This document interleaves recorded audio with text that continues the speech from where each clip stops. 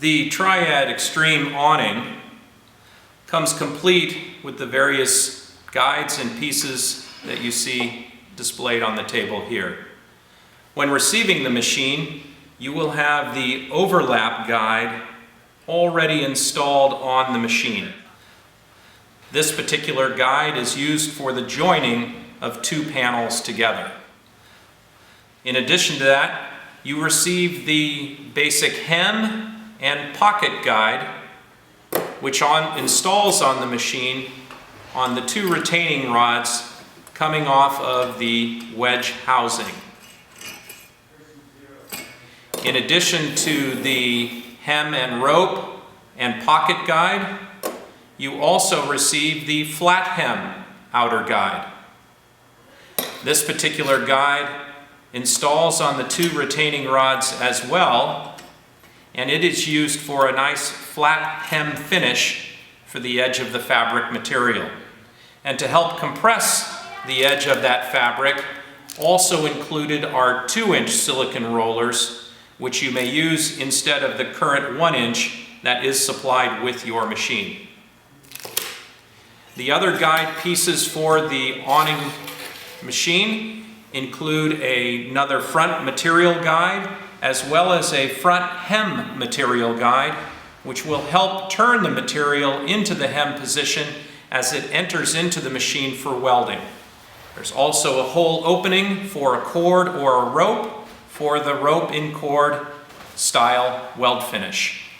Further, you'll be receiving two smooth steel rollers as well as emery cloth, toolkit, cleaning brush, and full written instructions on the machine.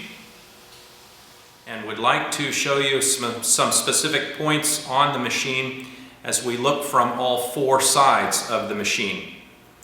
Beginning in what's considered the front of the machine, you will notice the front material guides.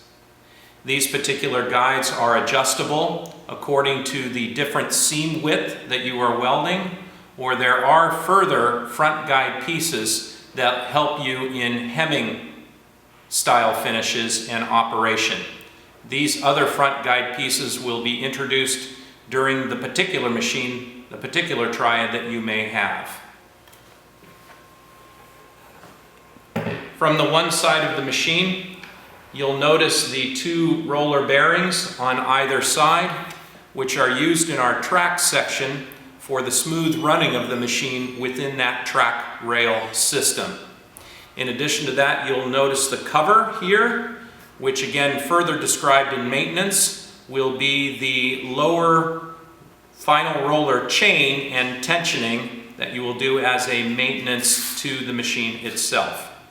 Further, you will notice the two carriage wheels on this side, again, for the smooth rolling of the machine, either on a floor or table surface or within our track sections.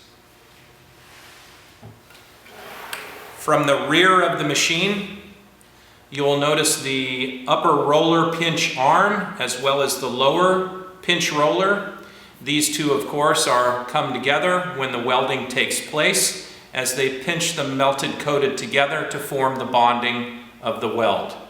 In addition to that, you'll also notice the drive wheel located here. When the wheel is out in this particular position, the machine is either stationary for small pieces to weld through the machine, or for easy transport of the machine when moving it from one place to another. With the drive wheel then pushed underneath the machine and making contact to the lower pinch roller, now the machine is a self-propelled machine. During your welding time and engagement of the weld lever arm, the roller will automatically turn and the drive roller will begin to move the machine in a self-propelled nature. When you're finished welding, all will come to a stop.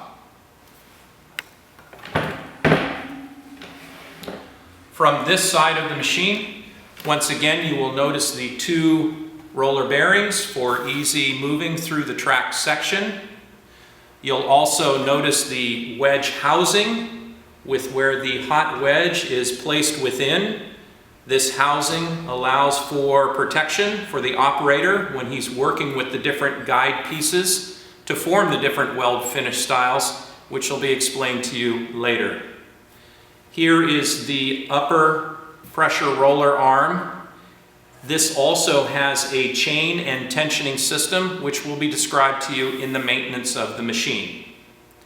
The lever arm here is used for the engagement of the wedge when you're ready to begin welding. In this particular position, the wedge is stowed in the house, but when turned inward, the wedge is pushed out to the pressure rollers here, and the welding then begins. As an introduction to the top cover and the various operating features of the Triad Extreme, I'd like to point out some of the switches and the adjustments you will make for the proper bonding of thermoplastic coated textiles. First off, the Triad is either available in a 110 volt or 230 volt power supply. On the 110, your plug should work on a common power source. 230, you will add the according plug to your particular country style, and again, running on a single phase electrical power source. Further, your first switch here is the on-off switch to provide power to the unit itself. And when this switch is turned on, you'll notice that the green light comes on, showing that power is coming to the unit. In addition to that, you'll also notice that the Watlow controller turns on, and you will see the display of the temperature setting as well as the current temperature of the unit, or of the hot wedge on the machine. The second switch we have down here is the ability of the roller wheels to work in either a manual mode or in an automatic mode. In the manual mode, the wheels will turn on their own, with you being able to adjust the speed of those roller wheels. In the automatic mode, the wheels will turn when you engage the wedge lever arm in the welding position. And when that lever is pulled away, the wheels will stop. For the direction of the machine, you also have the ability of the wheels to go in a forward, in a neutral or not moving, and finally a reverse position. So by switching the switch here, you are able to move the direction of the machine in either a forward motion, leaving it neutral without the wheels turning, or bringing it in a reverse motion. You'll notice we have 3 fuses on top, one for the heat source, one for the general control of the machine, and finally one for the motor. Finally, the most important aspect of the machine would be in this area here, where you're determining the proper temperature, the proper speed of the machine, as well as the proper pressure of the pinch rollers in the back to create the best bond. The Watlow controller is basically controlled with either these up or down arrows for you to set a particular temperature. When you hold down on the up arrow, you will notice that the green turns on and you are able to make adjustments to the temperature. When releasing, the green will show you the set temperature that you've desired, and the red numbers begin to increase, which is showing you that power is now going to the hot wedge and beginning to climb the temperature to what you have set. For the speed control here, the numbers reflect basically a 0 or minimum or no speed to a 100% of the maximum speed of the machine, which is approximately 10 meters per minute or about 30 feet per minute. So as we use the dial, for example, in 50 number, you are running the motor at about 50% of its capacity. The combination between the temperature that you desire and work with and the speed are the main elements to give you the quality weld. Finally, The pressure adjustment gives you the ability to either increase or decrease the temperature.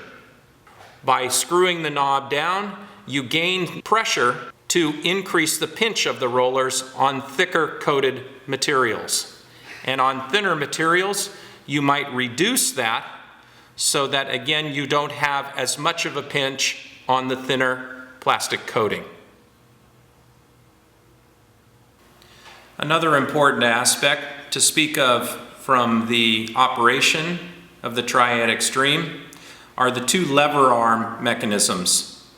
The first mechanism here, this lever arm, is used for the pinch roller engagement to either open the pinch rollers so that you can now enter in your material and position it correctly at the beginning of the welding, and then when positioned correctly, to close the rollers in order to begin the welding process.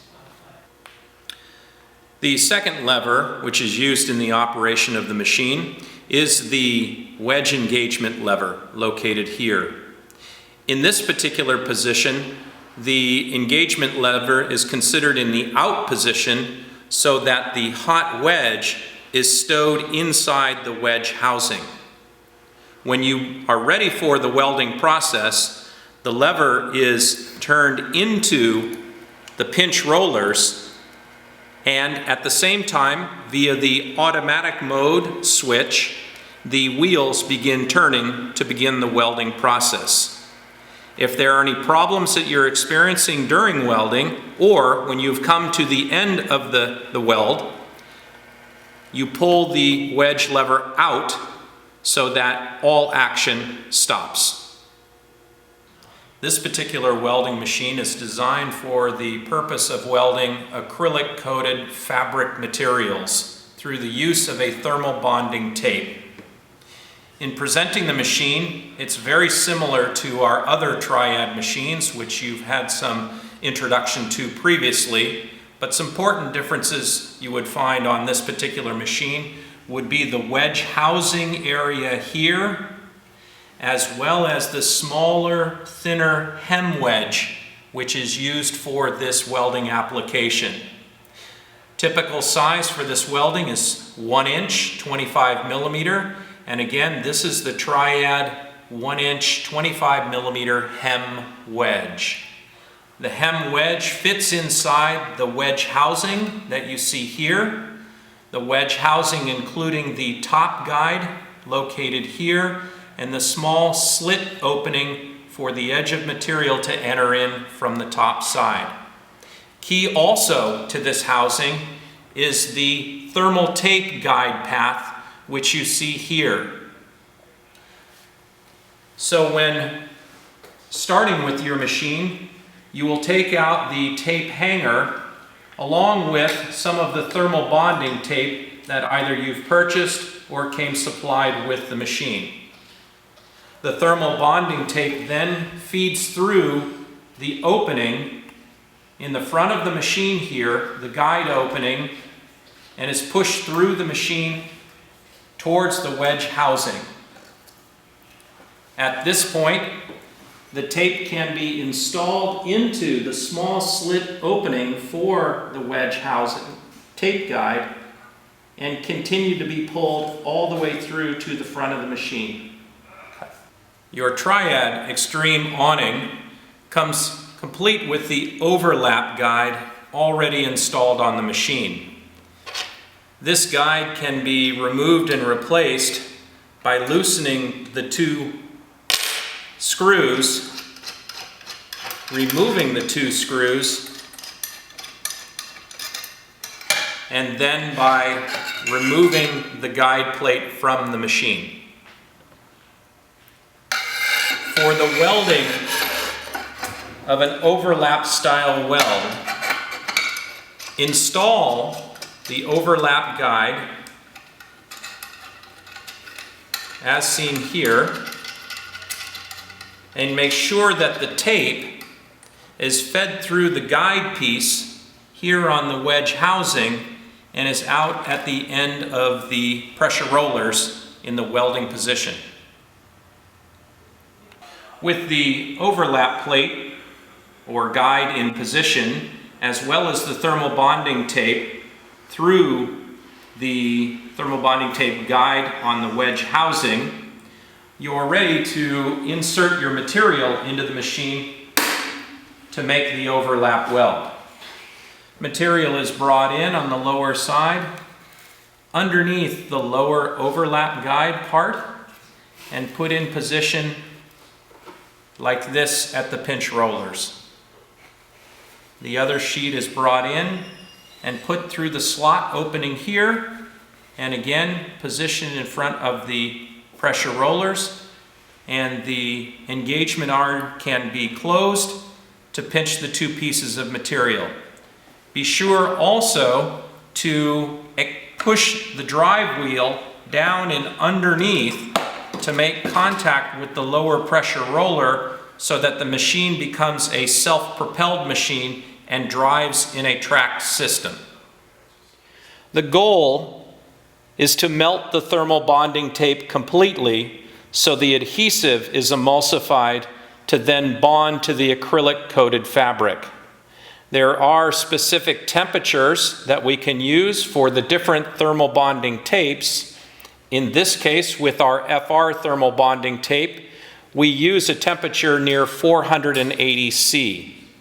In addition to that, you will match that particular temperature with an appropriate speed, again, melting the thermal bonding tape, and this tends to be somewhere between 30 to 35% of maximum machine speed.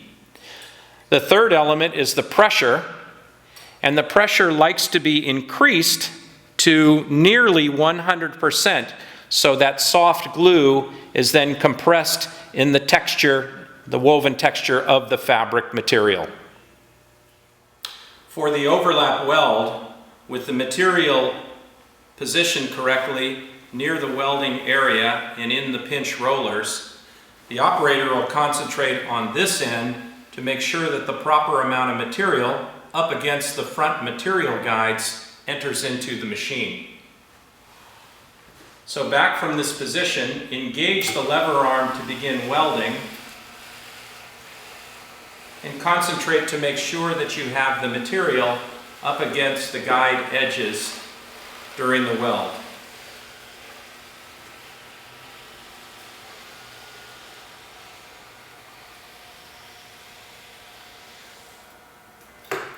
This completes your overlap weld. For the hem welding and the rope in hem or hem cord style weld, first we'll start by removing the overlap plate.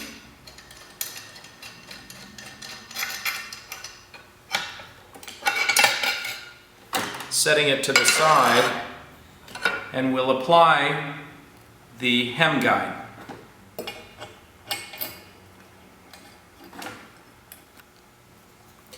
Next, make sure that the drive wheel is pushed underneath the machine in order to make the machine a self-propelled machine during welding.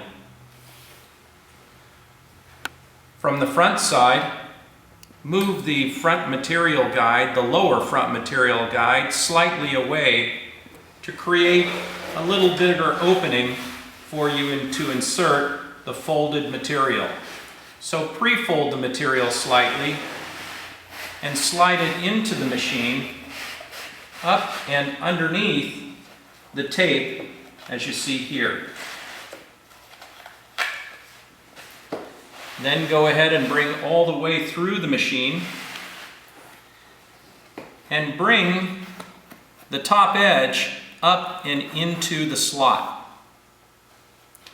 Next, from the front side, insert the cord and push this all the way through the machine through to the welding area.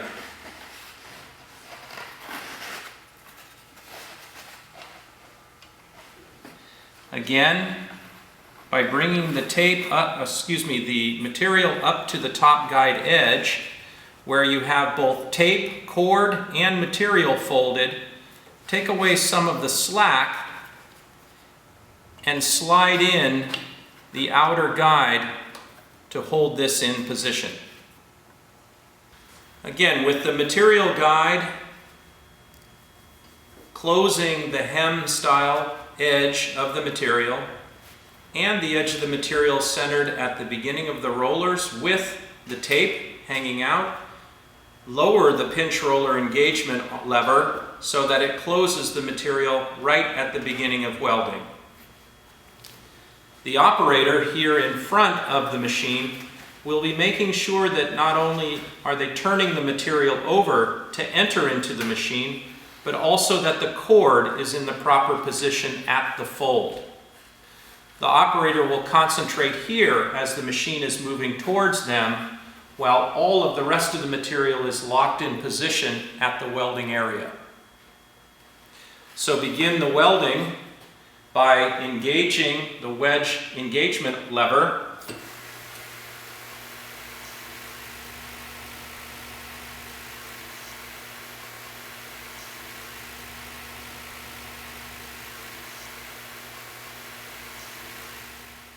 For the flat hem weld style finish, begin by removing the hem guide for the rope and cord weld style and apply the flat hem guide, which you'll notice has a lever arm which brings the material with a very small fold. Insert the flat hem guide on the machine. Move to the front to pre-fold the material in a hem style shape. Insert into the lower side of the triad and underneath the tape, plus bring all the way through to the pinch rollers.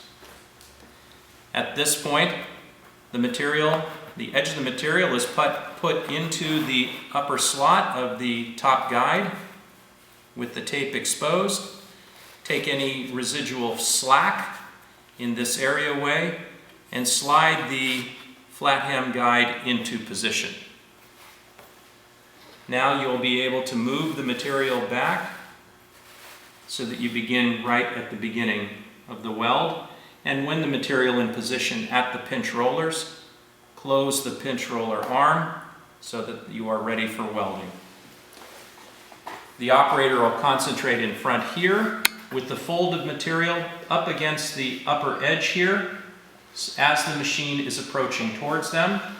Not only concentrate here, but you can also look in this area for the material being in the proper position and the quality of the weld that's finishing through. When ready for welding, engage the lever arm so the welding begins. Again, work from the front for the material entering, here for the material in the upper guide area, and of course the quality of the weld finish here.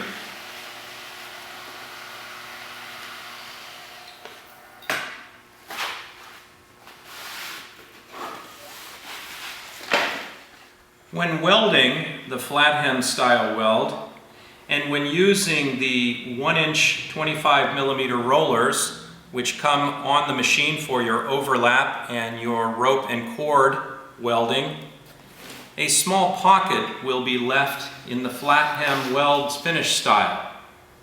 If you would like to compress this pocket to a smaller size and to a flatter finish, the 2-inch pressure rollers can be exchanged for the 1-inch so that the material is pinched underneath this wider roller and compressed during welding. To exchange the different pinch rollers, start with the proper Allen tool and remove the screw on the outside, and from there you are able to slide off the pinch roller, but do keep in mind the keyway which locks the roller to the axle. Hold that aside and remove all of the spacers used for the 1-inch gapping. The 2-inch roller then can be applied by adding the keyway into the pressure roller and finding the slot in the axle itself and matching the two together. Use the larger screws, which are provided with the rollers, to then secure the roller onto the axle.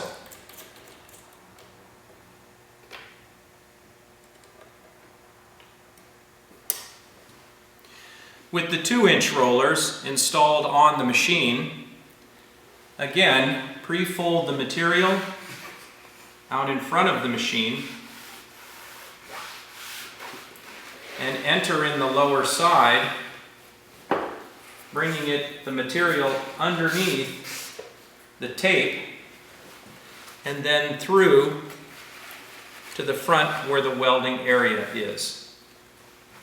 Taking the upper edge, bring that into the slot opening on the top guide, take away any slack that is around the hem shape, and slide the outer guide into position to secure.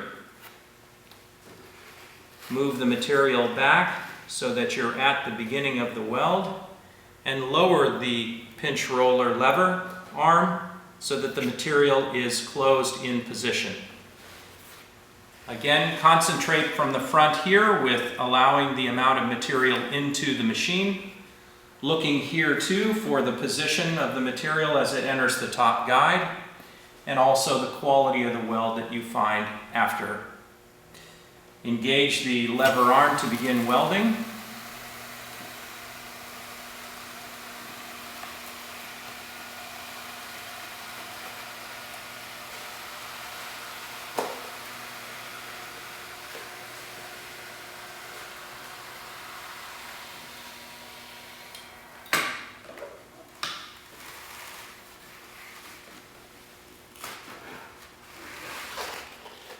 With the material secure in the welding position, work from the front of the machine as it is moving towards you to allow the amount of folded material into the start of the machine.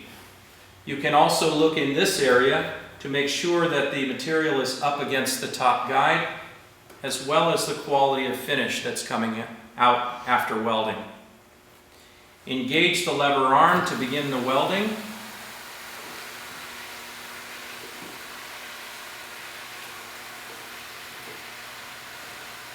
Concentrating again with the material in the front, entering into the machine.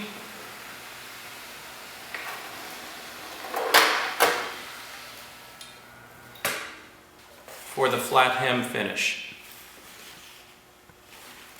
For rafter band welding with acrylic coated fabric, begin by laying out the main sheet and identifying where the rafter band will be placed. Once it's been placed in position, make a mark where the 1-inch or 25 millimeter seam will be made, and identify on the main sheet where that position is, and on the band strap to be welded where the opposite 25 millimeters or 1 inch away from that would be. At this point in time, a line can be drawn through the main sheet so that you identify where this marking will be as it runs through the machine. In addition, a marking can be made on the band strap itself so you know where the fold position of the band is to be located.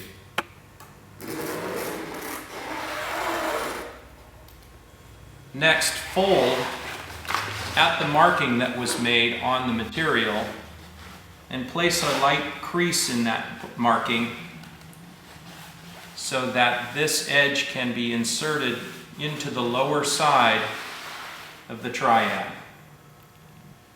Enter the material in the lower side and down underneath the overlap guide, and bring it through to the welding area here near the pinch rollers. Fold the strap material to the marking that you had made and again make a light crease in the material and bring the material over and in through the upper side of the Triad. Bring the strapping in to the top guide area of the Triad here and through to the welding area. At this point, you can bring the top guide in a bit just to hold the material in position.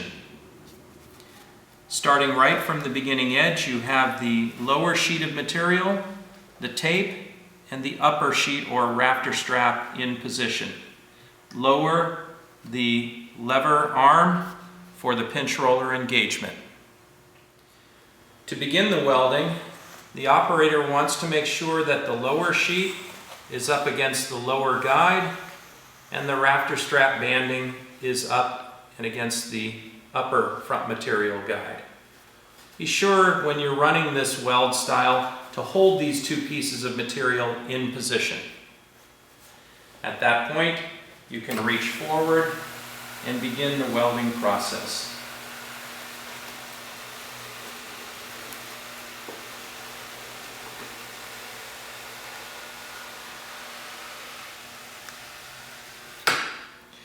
When you have completed the weld, the bottom sheet of material can fold out, and of course your rafter banding is now in position.